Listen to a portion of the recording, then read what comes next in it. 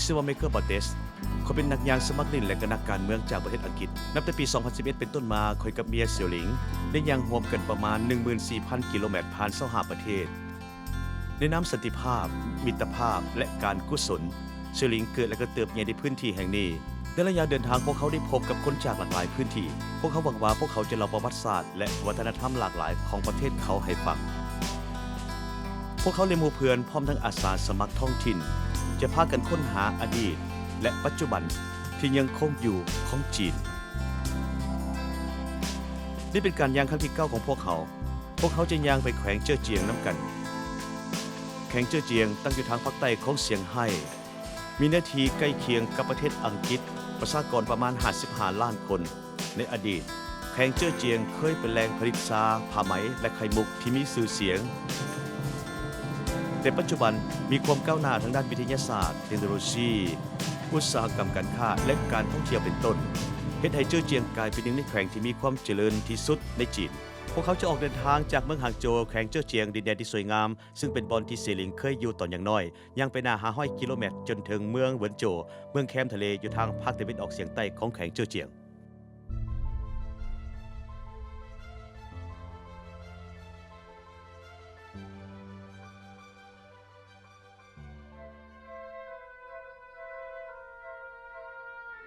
ก่อนจะจากจินหัวและทิวทัศน์ที่สวยงามพวกเขาได้ไปเมืองยู่ซานและพานอานที่เย็นสบายมาแล้ว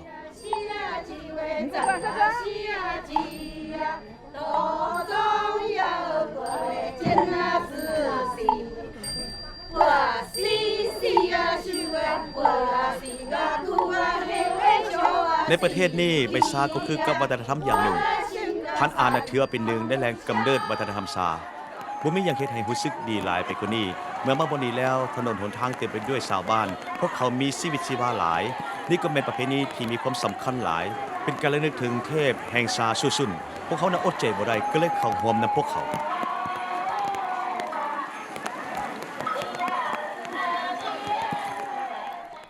ย่างไวโพดติซ่าๆแด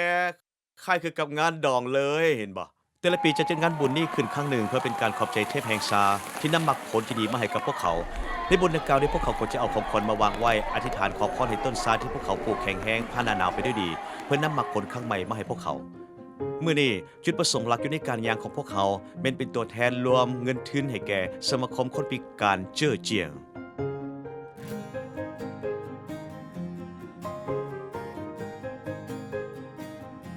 พวกเขาจะไปห้องหมอแม่และเด็กยงข้างไปเบิ่งเด็กน้อยพนักงานและบรรดาผู้ปกครองสำหรับบางคนที่บ่พอใจในโชคชะตาหรือปัญหาที่กำลังประเสริญการใช้เวลากับผู้พิการถือว่าเป็นวิธีเป็นตัวที่ดีที่สุด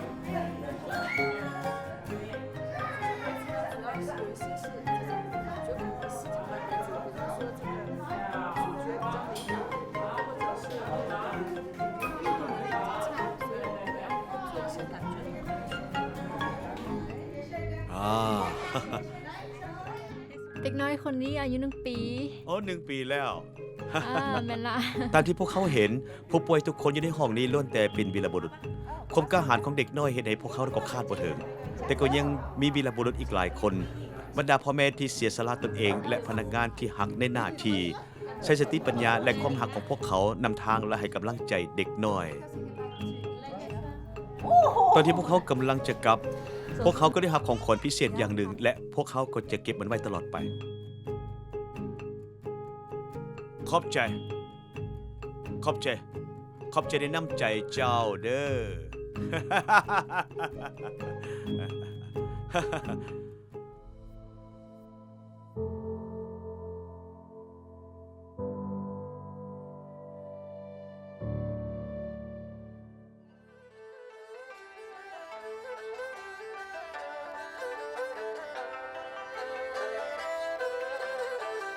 พวกเขามีเวลาดีๆระยะหนึ่งอยู่ห้องหมอยงข้างตอนนี้เนี่ยกำลังจะมุ่งหน้าไปลี่สุยมื้อนี้แม่นวันที่18พวกเขาตัดสินใจออกจากทางสีมังสีเทาและก็ย่างเลียบไปตามสายน้ำในยงข้างพวกเขาได้พบกับขัวไม้ที่เก่าแก่และงามหลายขณะเดียวกันมีฝนตกแรงเป็นเหตุผลที่ให้พวกเขาเข้ามาเบิ่ง ในตอนที่พวกเขานักย่างเล่นอยู่เทึงขัวพวกเขานับพบว่าขัวแห่งนี้เป็นขัวรวมของวัฒนธรรมสังคมแบบนี้จึงเอิ้นว่าซุ่มซนที่แท้จริงผู้คนออกมาล้มกันลิ้นไพ่ดื่มสาและซีซอขัวไม้แห่งนี้เนี่ยมีอายุ300 ปีแล้วแต่ฝนตกฟ้าห้องยามใดคนก็มักจะมาหลบฝนอยู่บนนี้บ่ธรรมดาคนจีนก็ถนัดสร้างสถานที่สาธารณะแบบนี้เฮ็ดให้ทุกคนได้มานั่งเล่นอยู่บนนี้สบายหลายฝนค่อยๆเซาแล้วพอเขาได้ยินเสียงเพลงมาจากหัวขวาในที่สาธารณะแบบนี้เจ้าจะได้สัมผัสถึงความพิเศษของสุมสนโดยเฉพาะกับแม่นตอนที่ฝนยังตกอยู่ด้านนอก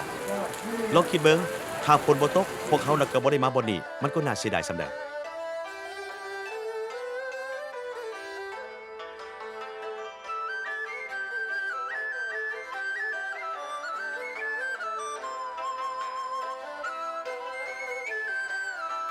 เหตุการณ์ที่เกิดขึ้นโดยดิบทันตั้งตัวนี้ก็คือเหตุผลที่พวกเขานั้นหลงไหลในการย่าง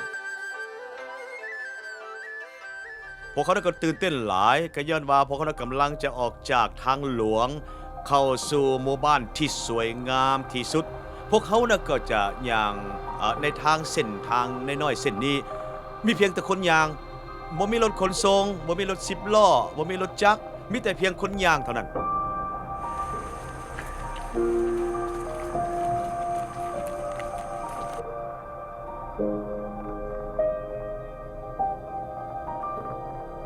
พวกเขากำลังมุ่งหน้าไปตามทางผู้ที่คดเลี้ยวไปมาอีกครั้งหนึ่งโดยมีแม่น้ำโอเจียงเคียงข้าง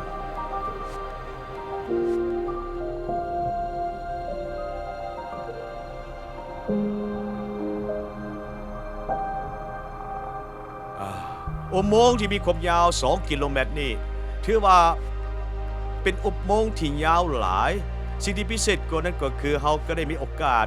ย่างข้ามอุโมงค์เส้นนี้บ่ดังนั้นเขาก็จะต้องข้ามพ้นในนี้ฉะนั้นถือเป็นสิ่งที่ดีแต่ก็เป็นแต่ย่านน้อยหนึ่งพวกเขาจะไปสถานที่แห่งหนึ่งที่ซาลือกันว่าเป็นสวรรค์ของศิลปินกูเจียนและฮั่วเฉียงเป็นบ้านน้อยที่ใช้เวลาขับรถจากลี่สุยประมาณ1 ชั่วโมงบ้านนี้ถูกขันโดยแม่น้ำโอเจียงความหมายตามตัวหนังสือของสื่อบ้านนี้แม่นเมืองแห่งของเก่าและฮบแต้ม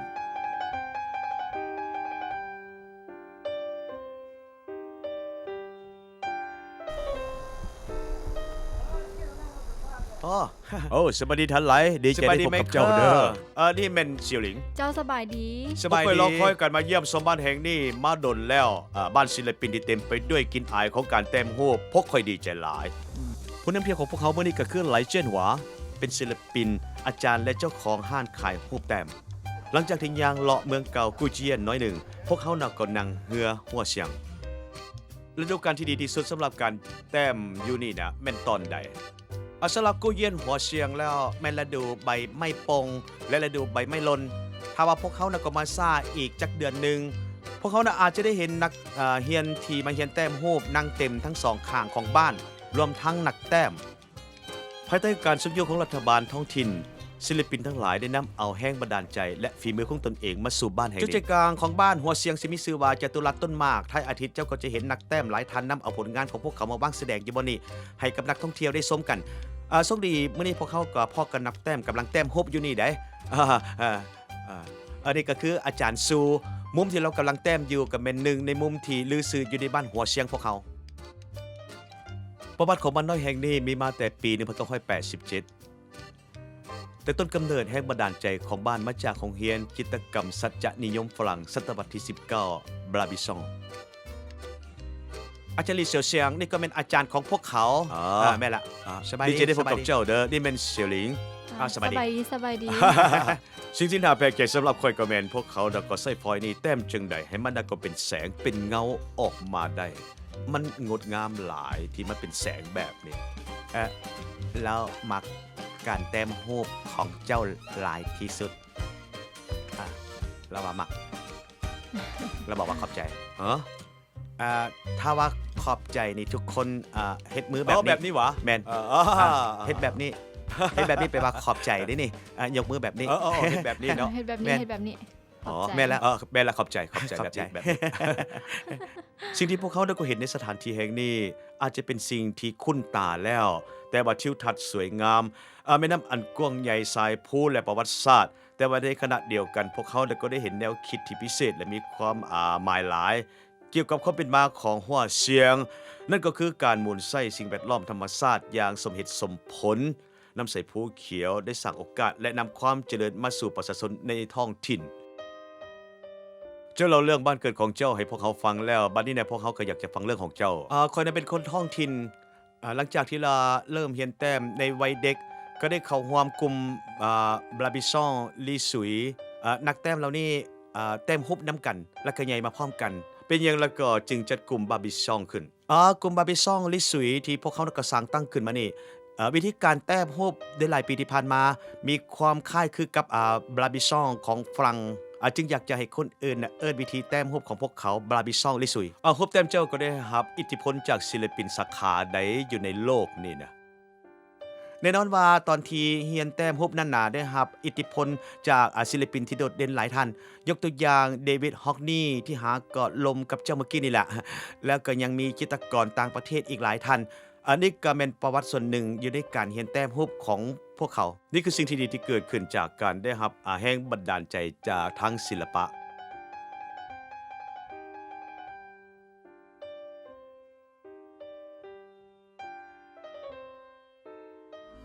พวกเขาก็มาสู่การเดินทางนี่เป็นการเริ่มต้นสุดพิเศษย้อนว่ามีผู้สนับสนุนเข้าร่วมอีก6คนซึ่งก็มาจากองค์กรคนพิการนครลีซุยเอาล่ะพวกเขานำมาสืบต่อเดินทางเนาะจัดแถวได้กันล่ะเอา2 แถว 2 คนแถวหนึ่งวะเอา2 แถวแล้วก็ย่างไปน้ำกันเลย 2 คนแถวหนึ่งแล้วพวก แม่ เขา น ก็ย่างน้ำหลังแม่นบ่ล่ะ แม่นถึงแล้วไปสนะ ได้ ไปสู้ๆไปเลยสู้พวกเขากับพวกเขาห่วมใหม่ได้กำหนดเส้นทางและก็มุ่งหน้าไปตามเส้นทางแห่งชาติ G330 ข้อยก็อยากจะให้พวกเขาก็อยู่นำพวกเขาดนๆพวกเขาก็อาจจะใช้เวลา1 มื้อหรือว่าบ่ฮอด3 มื้อในการเดินทางไปสิงเทียน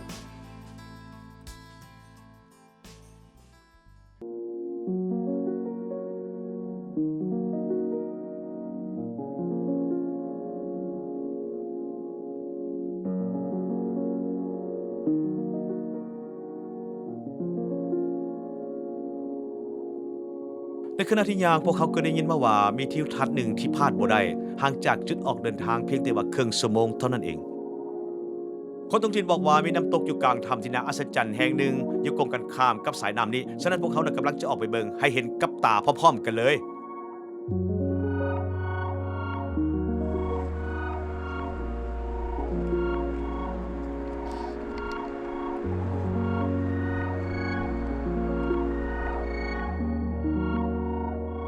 ถ้าว่าเขาบ่เคยย่างบนนั้นมาก่อนมันเบิ่งคือว่ากับขัวที่ใส่ไว้โดดบัดจิจำ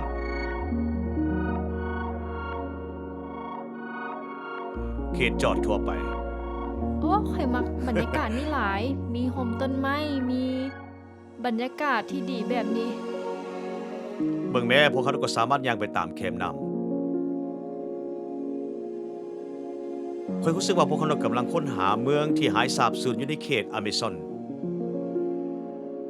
ว้าว ฮะ ข่อยมักหลาย โอ้ สุดยอดเลย การย่างครั้งนี้ก็คุ้มค่าหลาย คัก งามบ่ งามแท้งามว่ะ ลองเบิ่ง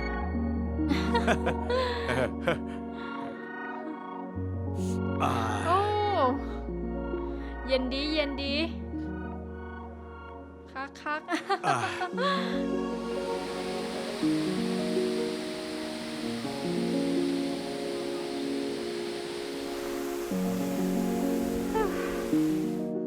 ไผก็ถามพวกเขาว่าเป็นอย่างตรงอย่างพอดีถึงเวลากินข้าวสวยได้มีโอกาสได้ล่มกัน คนท้องถิ่นบอกพวกเขาว่ามีน้ำตกที่สวยงามอยู่ต้นน้ำเมื่อพวกเขาได้มาเห็นบ่อนนี้เนี่ยพวกเขาก็ได้ค้นพบมุมหนึ่งของสวรรค์งดงามหลาย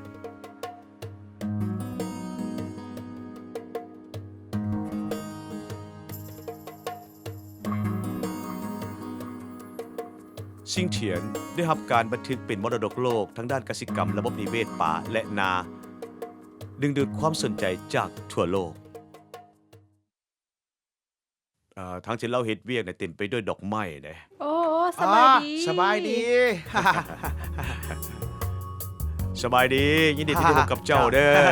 อขอบใจหลายๆที่พาพวกเขาน่ะมาบนนี้ เป็นมื้อที่ดีหลายที่ได้มาอยู่บนงามๆแบบนี้อยู่นี่ก็ปลูกหยังสินค้าอยู่นี่แม่นหยังบอกได้บ่ เป็นอย่างที่เป็นผลิตภัณฑ์ลักๆแถวนี้ ปานาฟังซานและก็เข้าหน้าลมมีเท่านี้ล่ะ ปลานั้นน่ะเป็นเลี้ยงในนาเลยวะ อ๋อปลาเป็นเลี้ยงอยู่ในนาเลยภายหลังปักก้าแล้ว พวกเขาก็เอาปลานะมาปล่อยลงนาเลย โอ้ตอนนี้พวกเขามีอาหารป่าแล้วจะเอิ้นปลามากินอาหารแนวใดล่ะฮะพวกมันกินได้บ่โยนลงไปเลยจังซั่นวะโอ้ โอ้ โอ้ โอ้โห โอ้ มันกินหมดเลยวะ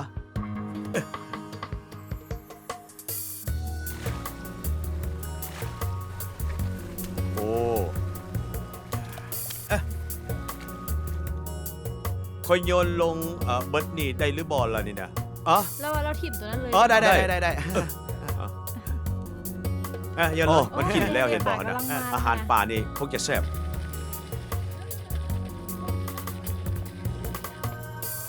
ลักๆก็แม่นเป็นหยังน่ะจึงเลือกบอลนี่เป็นหยังจึงเลือกโพอยู่สิงเถียนเป็นหยังปานาอยู่บอลนี่นะก็จึงได้รับความนิยมหลายแต่บอลอื่นน่ะผัดบ่ค่อยนิยมกันเลยนะมันต่างกันได้ใดล่ะ ปานาฟังซานของพวกเขามีความพิเศษเฉพาะปานาฟังซานนี่แตกต่างกับปานาอยู่บนอื่นหลาย อยู่ฟังซานมีบ้านต้องมีนามีนาต้องมีน้ำมีประเพณีแบบนี้มาตั้งแต่ใดๆแล้วใดปานาที่เลี้ยงอยู่บ้านฟังซานกับปานาที่เลี้ยงอยู่บนอื่นเป็นเทียบกันบ่ได้เลยมีแต่ฟังซานหรือว่าบอนเฮานี่ที่กินเก็ดป่าได้มันอ่อนถ้าว่าเลี้ยงจากบนอื่นที่บ่แม่นบ้านฟางซานนี่แม่นกินเก็ดบ่ได้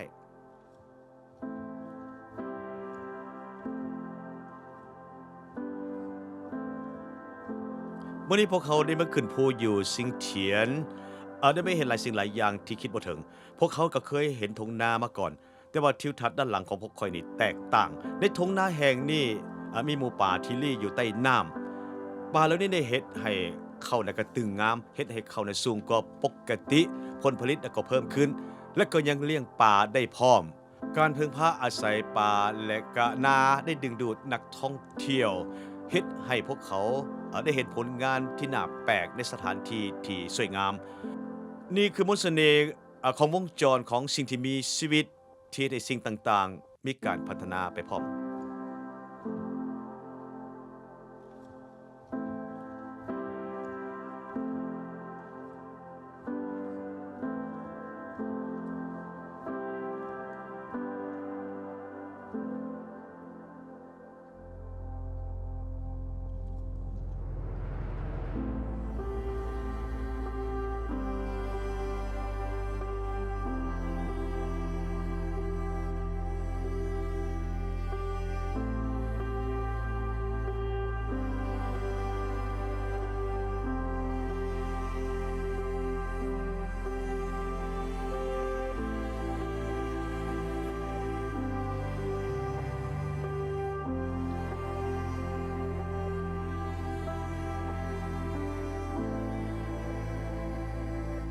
ระยะทางสุดท้ายนี่พวกเขาได้เดินทางจากสิงเถียนฮาเวนโจ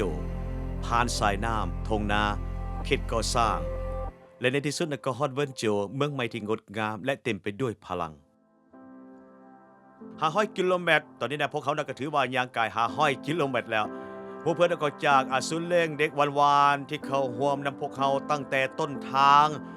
พวกเขาก็ได้กลับมาต้อนรับพวกเขาที่ปลายทางอีกครั้งหนึ่งพวกเขาก็ซาบซึ้งใจหลายยังมีหมู่เพื่อนอีกหลายคนจากเวินโจ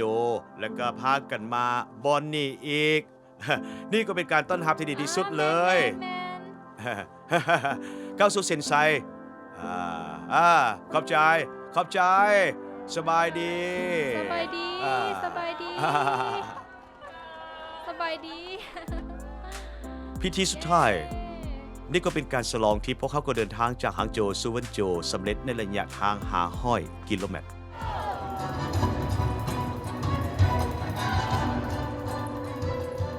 บูฮานจีนได้กล่าวไว้ว่าบ่ออกจากบ้านบ่เห็นดานแดนไก่เจ้อเจียงได้สร้างความประทับใจที่บ่มีวันลืมฝังเอาไว้ในความทรงจำและจิตใจของพวกเขาจะจดจำและรักษามันไว้ตลอดไป พวกเขาได้หวังว่าภายหลังที่กลับไปอังกฤษแล้วจะเก็บมิตรภาพและฝากบาดก้าวแห่งความรู้เอาไว้ที่จีนให้คนรุ่นหลังได้สืบต่อไปอยากเพื่อมิตรภาพสู้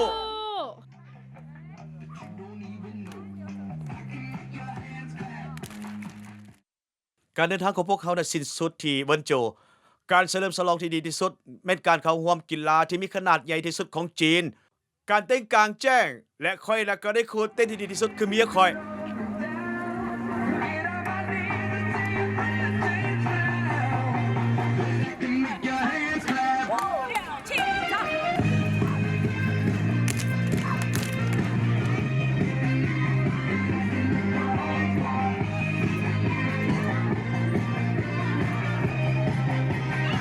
อย่างเพื่อมิตรภาพสู้